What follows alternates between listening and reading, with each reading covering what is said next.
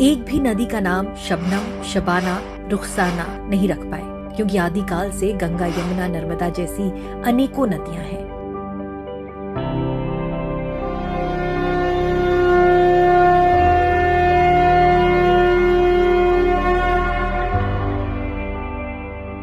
एक भी पर्वत का नाम अब्दुल, सलीम नहीं रख पाए, क्योंकि आदिकाल से हिमालय, नीलगिरी जैसे अनेकों पर्वत हैं।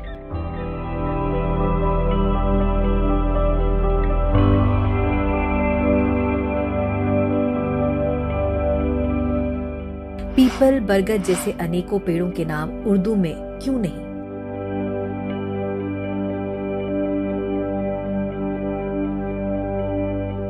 तुलसी, अर्जुन पलाश जैसे अनेकों पौधों के नाम उर्दू में क्यों नहीं?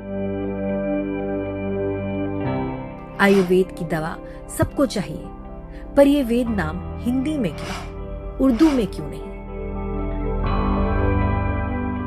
एक भी सागर का नाम रहीम, अकबर नहीं रख पाए, क्योंकि आदिकाल से प्रशांत महासागर जैसे अनेकों सागर हैं।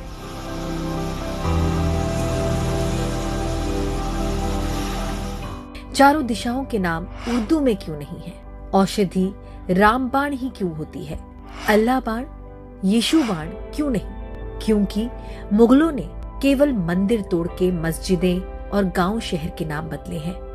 नदियां, पर्वतों, समुद्र के नाम बदलना भूल गए। यही सनातन सत्य है।